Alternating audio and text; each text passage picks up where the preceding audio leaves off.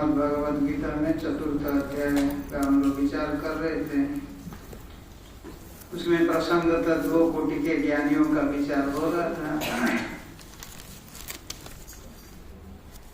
उनमें सब जो स्वाभाविक रूप से दिखता है हमारे लिए वो सब साध्य है, करना है। एक कोटि का तो था जो बहुत उच्च कोटि के प्रारब्ध वाले हैं, इसलिए उनको जगत में इतना अधिक मिथ्यात्व बोध है।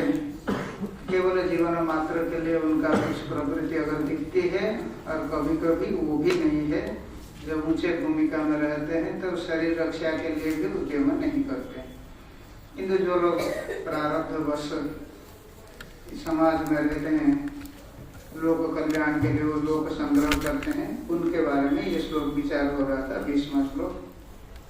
उन लोगों का जीवन कहते हैं त्यक्त्वा कर्म फला संगम नित्य तृप्तो निराश्रय कर्मणि अभिप्रवृत्तो अपि स किंचित एवं न करोति।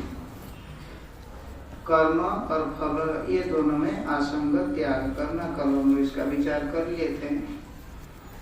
कर्म में आसंग कैसा होता है? फल में इच्छा नहीं रहने के बाद भी संस्कार जो बन गया है वो चुप नहीं बैठ पाएगा। कुछ सामने में दिख जाएगा और इससे हमको कुछ मिलना है नहीं मिलना है, वो विचार होने से पहले वो प्रवृत्त हो जाएगा। जैसे कहते हैं जो बहुत निस्वार्थ वाले होते हैं, उनके सामने में कोई कठिनाई आ गया, कोई दूसरा व्यक्ति कोई दुख में पड़ गया, वो सोचने से पहले ही चल पड़ेंगे उसको मदद करने के लिए। इस सबको कहा जाता है कर्मासक्ति। चुप नहीं बैठ पाएंगे।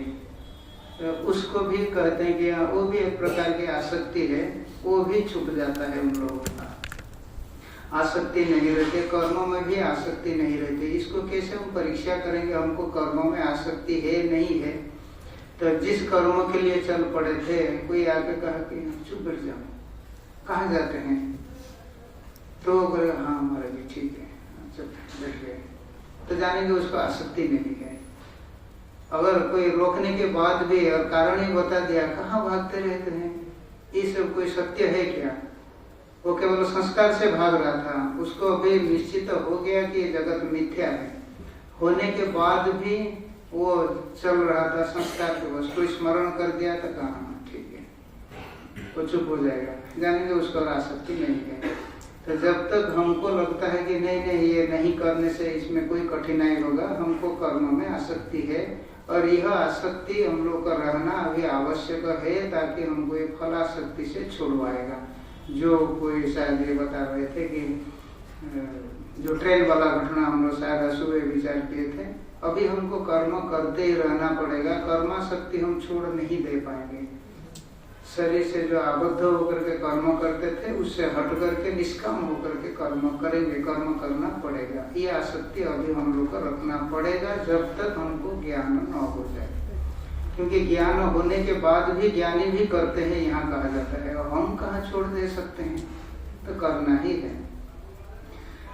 आगे फिर ये जब ज्ञान होता है, कहते हैं ये कर्म का आसंग भी ये धीरे धीरे छूट जाता है। और वास्तविक ज्ञान होने का पूर्व काल में उसका आसंग छूट जाता है।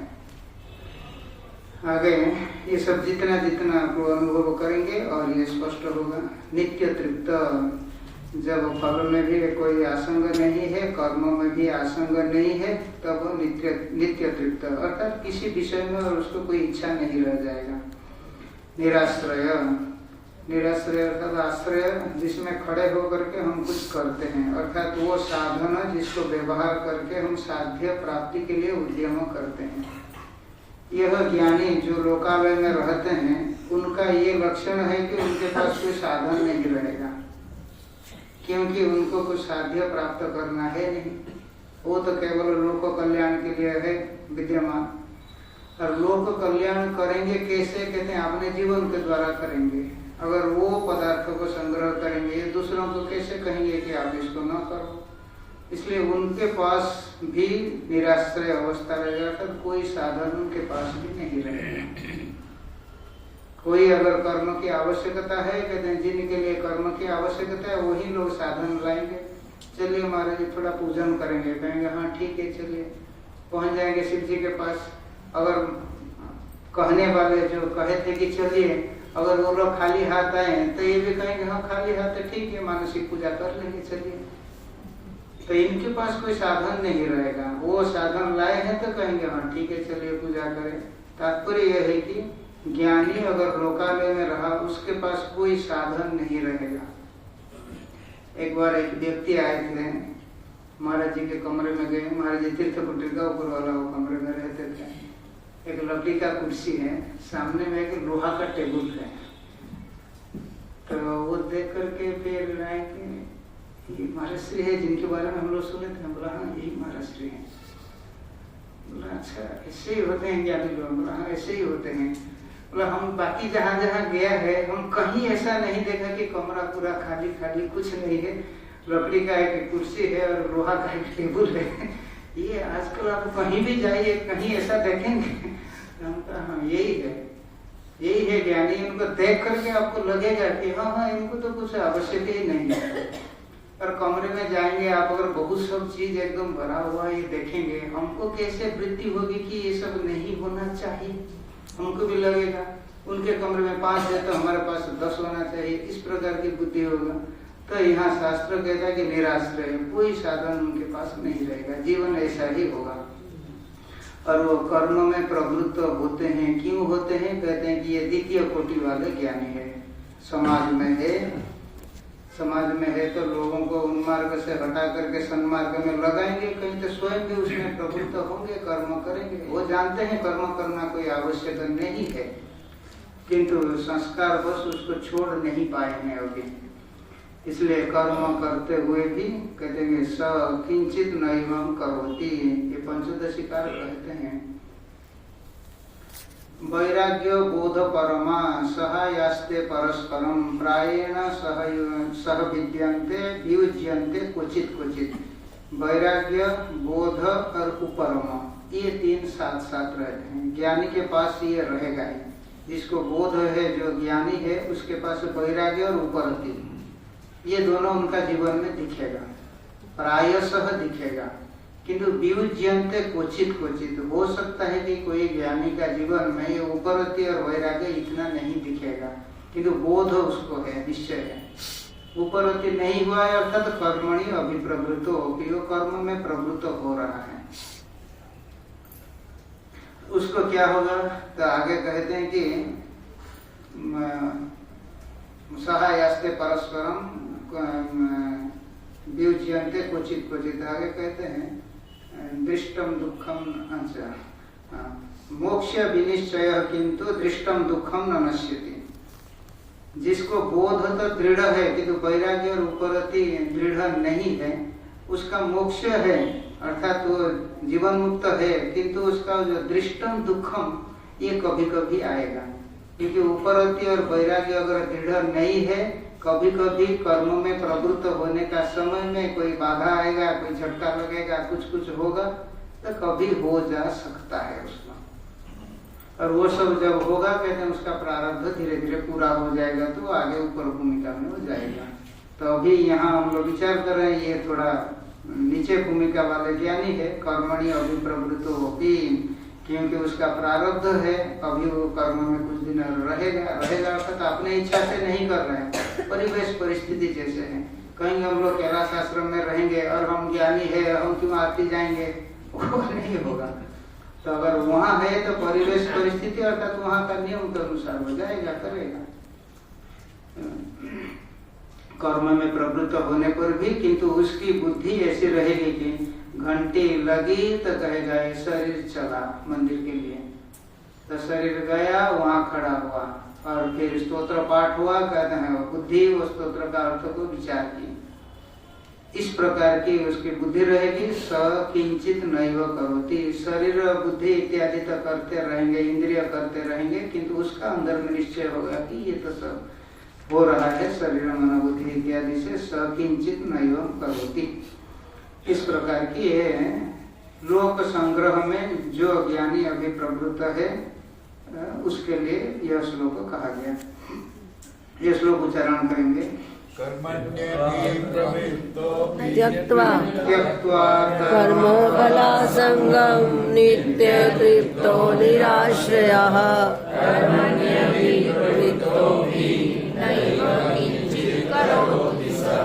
और ज्ञानी का जैसे स्वभाव है, हमको ऐसे अभ्यास करना होता है। हम भी इसी प्रकार की चिंतन करना है कि मंदिर में जाता है तो शरीर मंदिर में जाता है, वो मन वो देख करके वो सब इंद्रियों के माध्यम से पढ़ता है, बुद्धि उसका अर्थ चिंतन करता है, हम उससे अलग है। ज्ञानी का ये स्वाभाविक स्थिति, हमको इसके लिए अभ्यास करना पड़ेगा। इसलिए पहले वो अहम का अभ्यास करके दृढ़ करें, आगे हम ये शरीर मन बुद्धि इत्यादि नहीं है, कर्म सब उसमें हो रहे हैं, इस प्रकार के अभ्यास करना है। यह तो हो गया जो द्वितीय कोटि के ज्ञानियों का बात। आगे तो उच्च कोटि के ज्ञानी के लिए कहते हैं, अर्थात इनके अंदर में कर्म का संस्कार भी नहीं रह गया, वो कर्म में प्रवृत्त होंगे ही नहीं, केवल जीवन मात्र के लिए कभी चेष्टा कर सकते हैं और कभी वो भी नहीं करेंगे। जीवन रक्षा के लिए भी उद्यम नहीं करेंगे। अगर षष्ठ सप्तम भूमिका हो गया, कहते हैं उनको तो और शरीर का भान ही नहीं रहेगा, जीवन रक्षा के लिए उद्यम भी कर नहीं पाएंगे।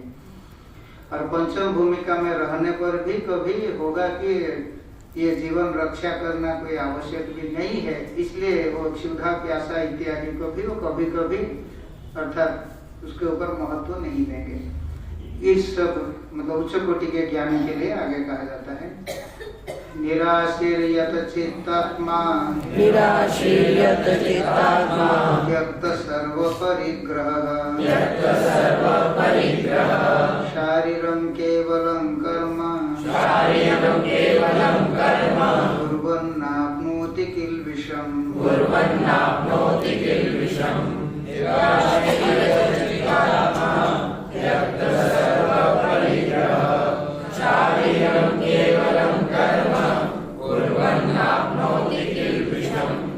निराशीर यत चित्तात्मा त्यक्त सर्व परिग्रह केवलम शारीरम कर्म कुर्वन् किल्बिषम् न आप्नोति।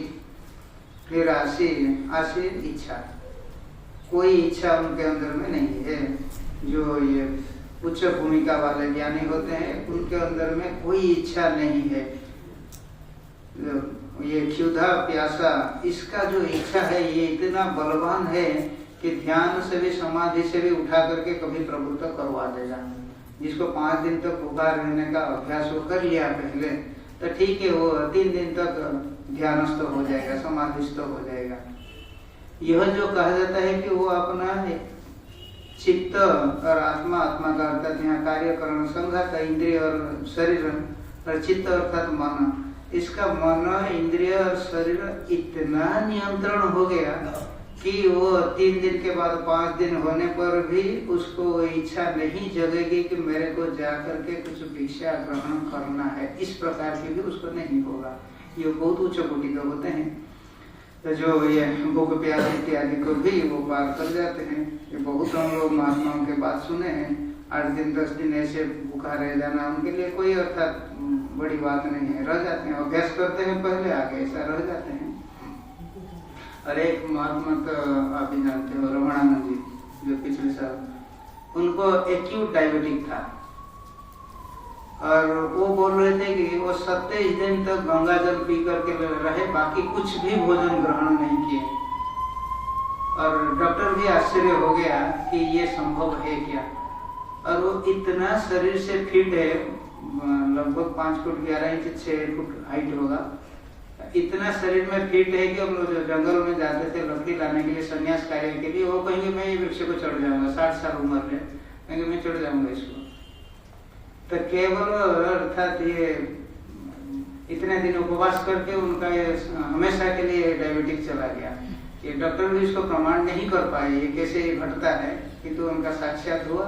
और आगे भी हम लोग देखते हैं कि उनका कोई वो बीमारी भी नहीं है। और वो जब तक इस प्रकार के उपवास कर लेते हैं, उत्तरकाशी में रहते हैं, थोड़ा ऊपर में पहाड़ में रहते हैं, तो कहते हैं हाँ कभी 3 दिन हुआ तो आराम से कर लेते हैं, कोई 5 दिन हुआ तो कर लेते हैं। जो 27 दिन तक रह जाता है उसके लिए 3 दिन 5 दिन क्या बात है, तो आराम से उतने दिन तक वो रह सकते हैं। यह तो चित्तात्मा, वो तो मतलब यहाँ तो ज्ञानी का बात कहा जा रहा है, वो अभ्यास कर लिए हैं। वो जो अभ्यास कर लेते हैं उनका विचार कभी उठेगा भी तो नहीं, थोड़ा भोजन कर लेना है, उनका अभ्यास के बल पर उसको दबा देंगे। किंतु ये जो ज्ञानी उनको विचार उठेगा भी और नहीं।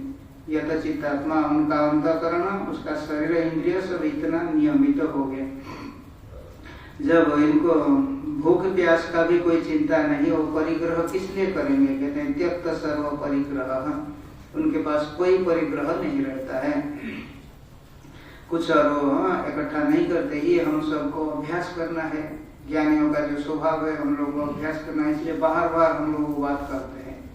तो हम लोग साधु हो गए, ये झोली भरना हमारा काम नहीं है, हमको परिग्रह त्यक्त ये सब त्याग करना है। तो भजन हम लोग आते हैं ना, का चिंता मम जीवने यदि हरि विश्वम्भरो गीयते, ये हम लोग आते हैं तो गाते हैं। तो ये अगर ये हमारा जीवन में नहीं उतरेगा, ये ज्ञान की भूमिका सब, ये हमको कैसे प्राप्त होगा? ये सारे पदार्थ की आवश्यकता शरीर तक ही है। बाह्य स्थूल पदार्थ जो पंचीकृत ये भूतों है, इसका आवश्यकता ये स्थूल शरीर तक ही है। तो यह आवश्यकता अर्थात हमको है, तो अर्थात हम स्थूल शरीर में ही तादात्म्य करके रहते हैं। त्यक्त सर्व परिग्रह, बार बार विचार करके इस सबको हटाना है हम लोग। अर्थात ये तो ज्ञानियों का बात, विशेष करके तो हम लोग के लिए, साधुओं के लिए तो अत्यधिक आवश्यक है, कोई परिग्रह नहीं करना है। हाँ, गृहस्थ है तो उसको तो परिग्रह करना है, क्योंकि उसके लिए कहा गया कि अन्न इतना उपजाए कि वो दूसरों को भी अन्नदान कर सके, ये तो गृहस्थों का कर्तव्य है। अगर उसको कोई परिग्रह नहीं है, कोई आवश्यकता नहीं है, कोई इच्छा नहीं है, कभी अगर संस्कार वश कभी भिक्षाटन इत्यादि में चला गया, कहते हैं शारीरम कर्म केवल शरीर के लिए कुछ कर्म कर लेगा, तो शरीर की रक्षा के लिए। कभी अगर इस कोटि के ज्ञानी कुछ प्रवृत्त हो जाते हैं तो कहते हैं कहीं चला गया थोड़ा कुछ मांगने के लिए, ये भी जब उसको पूर्व संस्कार कार्य करता है और उसका भी वो बुद्धि इतना नहीं चलता है कि आवश्यक नहीं है, मैं शरीर नहीं हूँ, ये बुद्धि कभी संस्कार वस्तु क्षीण हो जाता है तो चल पड़ता है थोड़ा कहीं मांगने के लिए। केवल शरीर स्थिति मात्र के लिए कर्म करता है, बाकी और किसी प्रकार की कर्म नहीं करता। अर्थात जो शास्त्र में धर्म कहा गया अधर्म कहा गया, दोनों प्रकार की नहीं करता है, केवल शरीर रक्षा के लिए करता है। धर्माधर्म दोनों ही नहीं करता है, धर्माधर्म ये दोनों ही किलबिष है। किलबिष अर्थात पाप, तो धर्म भी साधु के लिए पाप ही है। यहाँ भगवान भाष्यकार का साक्षात शब्द है, धर्मो अपि मुमुक्षोः किलबिषम एव क्यों बंध आपादकत्वात्। ये मुमुक्षु के लिए धर्म भी बंधन का कारण है। क्यों कहते हैं कि वो आगे जन्म दिलवाएगा, ऊंचे लोक में दिलवाएगा। हम लोग शायद 2-3 बार सुने हैं महात्माओं से, तो वो सोने की बेड़ी होता है ऊपर लोक में। तो हम लोग जब भी शिव जी को अर्चना करते हैं, गंगा जी में स्नान करते हैं, आप लोग को ये बुद्धि भी रखना है। हम लोग का तो अनिवार्य है, आप लोगों को भी ये बुद्धि रखना है कि कर्म तो करे किंतु इसका फल हमको नहीं चाहिए। कर्म क्यों करेंगे? कहते समाधिस्थ नहीं हो पा रहे, कर्म मजबूरी है, ये बुद्धि होनी चाहिए।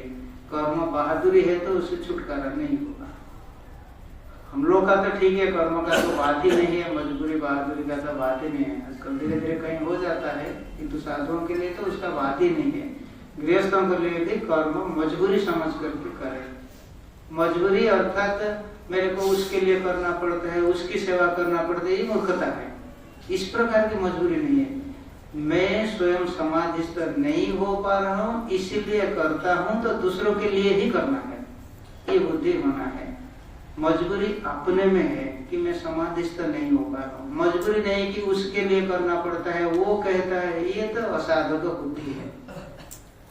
दूसरों के लिए करना पड़ता है साधक बुद्धि, और मजबूरी हम में है कि हम समाधिस्थ नहीं हो पा रहे हैं, ये मजबूरी से कर्म करें और जो शास्त्र में विहित है वही करें। और इस प्रकार की जो ज्ञानी का बात चलता है वो तो कर्म करता ही नहीं, विहित कर्म करता ही नहीं, निषिद्ध कर्म तो दूर की बात है, इसलिए उनको धर्माधर्म का बंधन नहीं होता है। ये श्लोक का तात्पर्य ये हुआ। तो यहाँ एक शब्द है कि शारीरम कर्म केवलम, तो शारीरम कर्म भगवान भाष्यकार अपने मत कह दिए कि केवल शरीर रक्षा के लिए जो कर्म उसको शारीर कर्म कहा गया। किंतु व्याकरण वाले जानने वाले कहेंगे कि शारीर अर्थात शरीर भव इति शारीर, शरीर से जो कर्म होता है उसको कहा जाएगा कि शारीर कर्म। तो शरीर से विहित कर्म होगा ना निषिद्ध कर्म भी हो जाएगा, दोनों हो जाएगा। तो यहाँ सिद्धांत को उत्तर देना है, अगर आप शारीर कर्म का अर्थ कहेंगे कि शरीर से जो कर्म होता है वो शारीर कर्म, तो विहित भी होता है निषिद्ध भी होता है, और निषिद्ध कर्म जन्य अधर्म पाप। तो अगर शारीर कर्म का अर्थ हो जाएगा कि विहित और निषिद्ध दोनों कर्म, फिर कैसे कहा जाएगा न आपनुति किल्बिषम, पाप नहीं होगा, कैसे कहा जाएगा? तो शारीर कर्म का अर्थ कहेंगे कि जो शरीर से होता है, अगर कहेंगे तो उसको पाप निश्चित होगा। तो फिर भगवान का जो वाक्य है उसको पाप नहीं होता है, ये बात बनेगा नहीं। इसलिए शारीर शब्द का अर्थ शरीर से जो होता है वो नहीं करना। और दूसरा बात है कि शारीर कर्म से अगर दो चीज लिया जाएगा, एक विहित कर्म करने से क्या हो जाएगा? धर्म, और निषिद्ध कर्म करने से अधर्म। तो शारीर का अर्थ अगर विहित निषिद्ध दोनों लिया जाएगा, इसमें एक है निषिद्ध जो कि अधर्म करवाएगा, और भगवान कहते हैं कि अधर्म उसका नहीं होगा। तो इसीलिए शारीर का अर्थ अधर्म नहीं लिया जा सकता है। तो ठीक है, शारीर का अर्थ धर्म ले लेंगे, विहित कर्म ले लेंगे। कहते विहित कर्म करने से पाप होगा क्या? तो विहित कर्म करने से अगर पाप होगा ही नहीं, भगवान क्यों कहेंगे कि विहित कर्म करने से उसको पाप होगा नहीं? तो जैसे जो कभी आता नहीं उसको कहेंगे आप कल नहीं आना, अथवा जो प्रतिदिन आता है उसको कहेंगे आप कल आना, ये व्यर्थ बात है। तो विहित कर्म करने से पाप होता ही नहीं, तो फिर भगवान क्यों कहेंगे? अर्थात भगवान यहाँ जो कर्म कह रहे हैं ये विहित भी नहीं है, निषिद्ध भी नहीं है। क्योंकि अगर वहाँ शारीर कर्म से निषिद्ध लिया जाएगा, भगवान वाक्य का विरोध होगा, और शारीर कर्म से अगर विहित कर्म को लिया जाएगा तो भगवान का वाक्य व्यर्थ है अर्थात पुनरुक्ति होगा। ये दोनों प्रकार की दोष होगा। इसलिए शारीर कर्म का अर्थ हो जाएगा केवल शरीर रक्षा मात्र के लिए। और एक भी शब्द भगवान साथ में कहें, केवलम कहते हैं। ये केवलम का भी और कुछ तात्पर्य होना चाहिए। अगर शारीर से आप विहित निषिद्ध दोनों लेंगे, फिर ये केवल शब्द किसको कहेगा? आप तो सबको ले लिए, और फिर केवल किसको कहेंगे?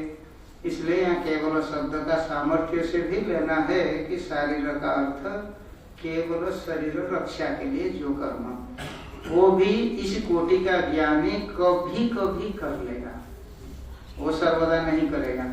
पूर्व संस्कार वश, अर्थात ये कोटि का ज्ञानी संस्कार वश कभी शरीर रक्षा में लग जाएगा, उससे नीचे वो उतरेगा नहीं। किंतु जो प्रथम कोटि हम लोग देखे थे, जो लोकालय में रहने वाला ज्ञानी, ये तो प्रवृत्त हो जाएगा। उच्च कोटि का ज्ञानी संस्कार वश भी प्रवृत्त नहीं होगा, क्योंकि उसका प्रवृत्ति का संस्कार ही छूट गया है, वो उच्च कोटि के ज्ञानी होते हैं। यह 21वां श्लोक उच्चारण करेंगे।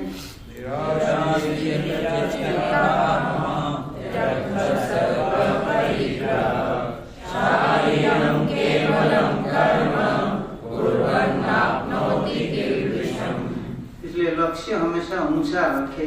पहुंचेंगे तो ऊंचा पहुंच गए तो ठीक है, नहीं तो कम से कम आधा पहुंच जाएंगे तो जो द्वितीय कोटि के ज्ञानी थे वो तो बन जाएंगे।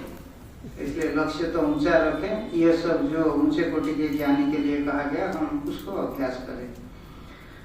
केवल जीवन रक्षा के लिए प्रवृत्ति और परिग्रह सब छोड़ना है, इस प्रकार की।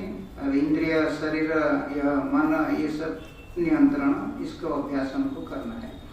आगे उसी उच्च कोटि का ज्ञानी के लिए ये आगे कहते हैं, क्योंकि उच्च कोटि का ज्ञानी वो केवल शरीर रक्षा के लिए कभी कभी कर्म करेगा। तो कर्म करेगा तो जाकर के फिर मांगेगा, अर्थात अगर भगवान उसको अनुमति दे दिए कि केवलम शारीरम कर्म वो करेगा, अर्थात शरीर रक्षा के लिए कर्म करेगा वो ज्ञानी, शरीर रक्षा के लिए कर्म करेगा, अर्थात जाकर के फिर मांगेगा।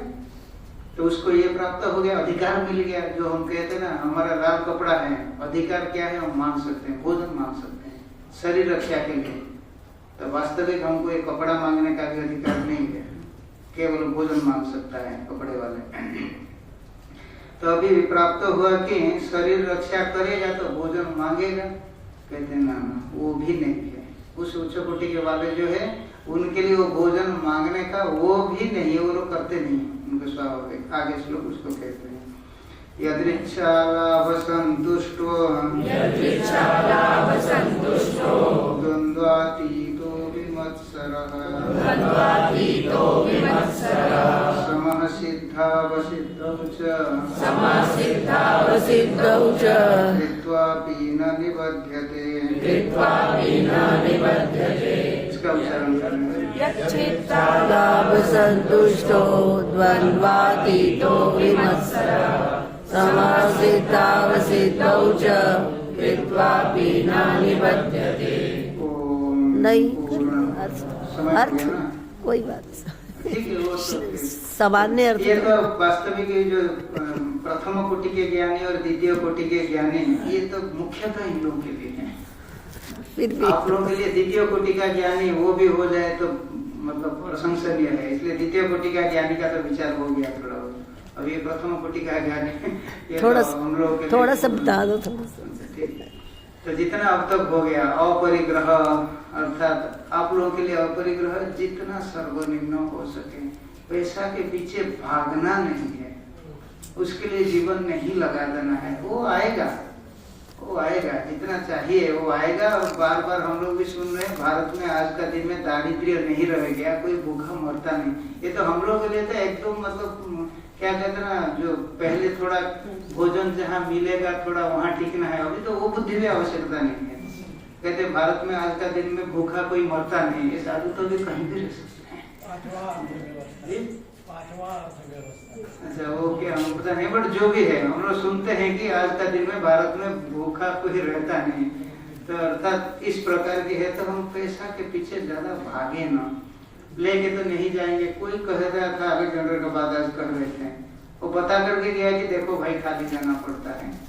तो ये सब अर्थात समय इसमें लगा है। आज भी कोई बोल रहे थे कि समय तो हमको इसमें देना है, बाकी तो वो सब चलता रहता है, निकाले समय। चलिए, और कल एक दिन प्रातः काल है। कल तो हम लोग ऐसा सोच रहे हैं कल कोई विषय नहीं है, फ्री रहेगा जिसको जो और बाकी कहना है आप लोगों को भी जो है। और कल प्रातः काल के समय 8 से 9:30 ऐसा शायद कहा गया, किंतु ये चलता रहेगा कल का, जब तो भोजन का घंटी न लग जाए। कल तो जो भी उपस्थित रहेंगे सभी तो यहाँ भी प्रसाद ग्रहण करेंगे ना। हाँ जी रहेंगे। तो जब तक भोजन का घंटी न लगे तब तो बैठे रहेंगे। जाके क्या करेंगे? और सायंकाल भी कीर्तन होगा। भोजन की घंटी देरी नहीं करना।